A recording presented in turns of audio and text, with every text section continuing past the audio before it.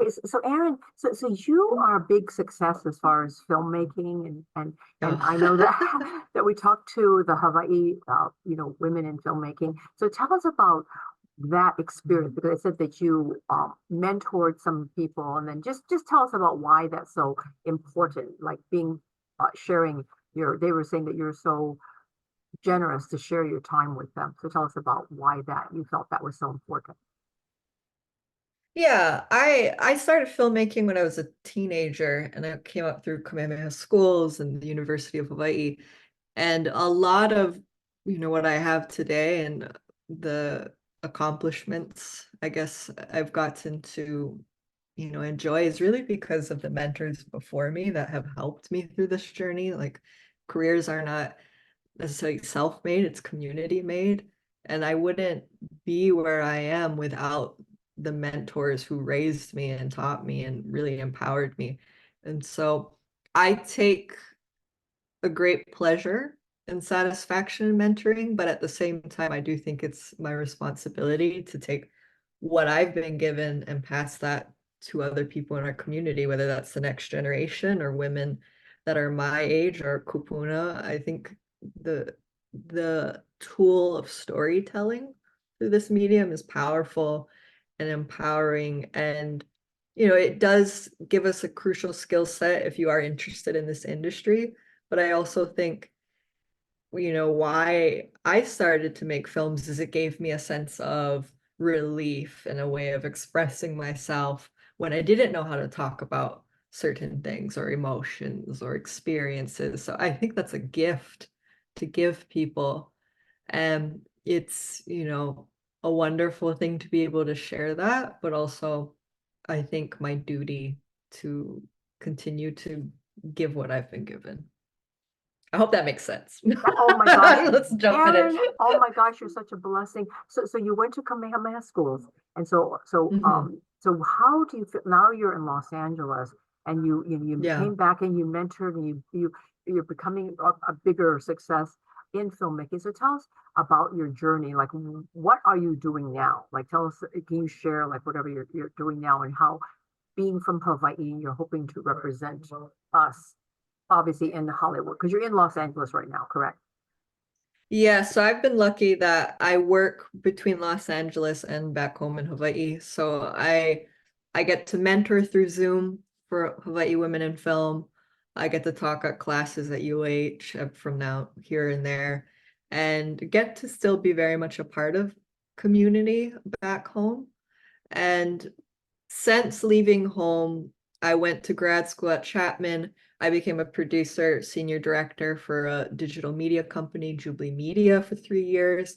And now I'm a freelancer on the projects sort of all over the place. I am producing on 2 documentaries. I have several things I'm either writing or directing at different phases, and some of which are still under wraps, but excited to share more soon. But I've been really lucky that since leaving home and since graduating with my master's, I've stayed busy for the last several years. And I've had projects that have also brought me back home. So one of those, I'm not sure Vera already shared, the Reel Wahine, Real Women, excuse me, let me repeat. Reel Wahine of Hawaii is the name of the series. So I've gotten to direct on one season. I got to be featured in another season, which I thought was much more terrifying. And I will be a part of this upcoming season as well. So even just like being able to come home and continue to be a part of projects like that has been really rewarding. And I I am very proud to say, because I have Hawaii roots and because I'm Native Hawaiian, the way I was raised, a lot of that comes into play in the way I move in this industry of being community focused and being really trying to put my efforts towards how do I lead with reciprocity in mind. And I I credit that to my roots and where I come from. Erin? You're an amazing speaker, Tula. You're sharing your Thank you. wisdom. You're sharing your wisdom at a young age. So Oh, thank you. how can you say, you want to say how old you are? Because you don't, I mean, because I know better than I because you look, I mean all that you've done, you're like, you know, you could be much older than what you are. Whatever you want to say, we don't have Um, to. I just well, I mean, I don't mind. I'm 32. I'm 31, turning 32 in March. okay. So I I'm happy to be transparent about that. But I'm fortunate that I knew what I wanted to do since I was in middle school. So I kind of figured this out pretty early, and the when I was at Kamehameha, the it sort of got ignited. Like I really got to be with Leah Kihara and the video production program. Really started to see the full, like what you could get out of this. Let me restart that answer. I became very aware of the power of this medium when we started to share films out in community. And that was just so beautiful that it sort of ignited this flame in me that kept me on this journey for the next 16 years now since I took that class. So I was fortunate that that's just the way my path unfolded. Yeah, I guess that's what I want. Why I wanted to get the context because you're so successful. So you know that you knew that when you were young at Kamehameha. So that's perfect. Anything else that you want to share for young filmmakers going up? Because I'm doing this story in part two because of the media workshop that's coming up on February in a week or so. So for the young women in filmmaking. So anything that you can say that you would think to offer encouragement to young filmmakers, especially women, Wahine and Polynesian. One thing, this isn't necessarily only specific to Hawaii Women in Film organization. Um, this isn't only specific to Hawaii women in filmmaking, but I do think it's important to find spaces where you feel safe and that you can be very open about the unique challenges or experiences or things you are processing and trying to, work through. And I think that is why I cherish what Vera has built so much, and that we have tried to cultivate this space of bringing young women in, especially a lot of middle school and high school girls.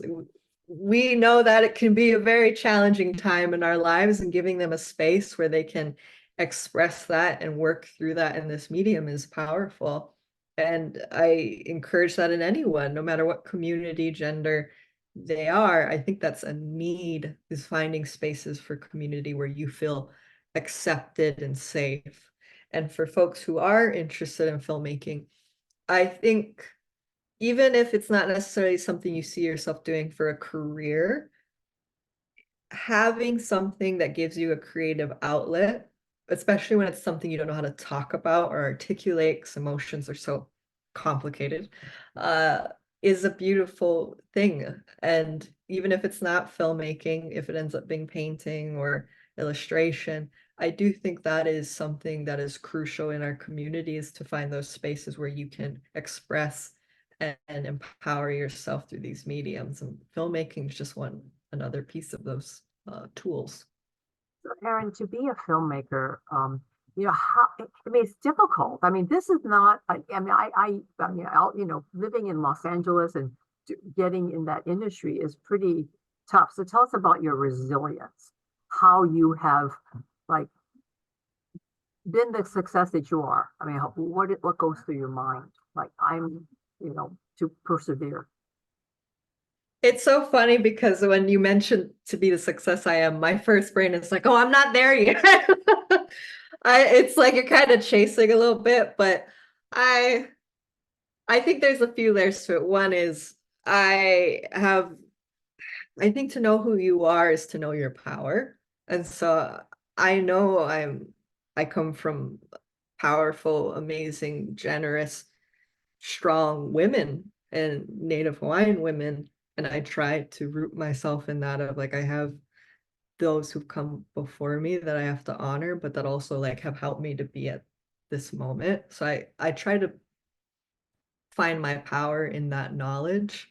And at the same time, it's not, like you said, it's not easy. It requires patience and it requires a lot of hard work. But I think anything that is worthwhile will be like that, will be challenging.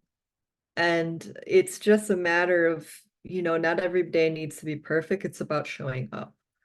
And I'm lucky that I, not only just with mentors, but even in my colleagues and peers, there have been a number of wonderful Native Hawaiian filmmakers and filmmakers in our community who are also on this journey, who inspire me, who teach me, whether we're talking about, Tai Songo, who just had a Hopulea doc come out, or Kiara Lacey, who's done a number of beautiful documentaries and music videos I adore. I get to find my strength too in the people around me, and I see what they're doing. I'm like, yeah, I can keep going. I can keep doing this. And so I think a lot of it comes from, yes, pushing yourself individually, but also finding power in community and in those who came before you. Erin, you are amazing. What a blessing. Mahalo. Thank you. Thank you. Mahalo. Oh, mahalo. I hope that when you come into town, we can share some time together. But I know that Oh, you, absolutely. yeah, yeah. Thank you. Thank you so much. And this will be for tonight. So we'll follow Oh, each other. wow. Yeah. So I know I shoot and edit myself. So I'm like you, TV film, TV production. So we'll follow. You got to do it all. Exactly. So I'll follow you on Insta. What is your Insta? What is your Instagram? We'll follow each other. It is, I'm Oh, you always just bad text about me. these things. Yeah, Lau. yeah. I'll text it to you, Okay, and okay. please let me know. I'll tell my family to watch Yeah. It's going to be the on time. at 5 and 6 o'clock tonight, and then later on tonight too. Awesome. Yeah. Definitely 6. The whole everything at 6, and then they can watch it tonight too at 9 o'clock. Okay. Yeah. Perfect. I'll let them know. And probably tomorrow morning. Probably tomorrow morning too. All the time slots. Mahalo. Bye. All right. Mahalo Bye-bye. nui. Thank Mahalo you. nui. Bye.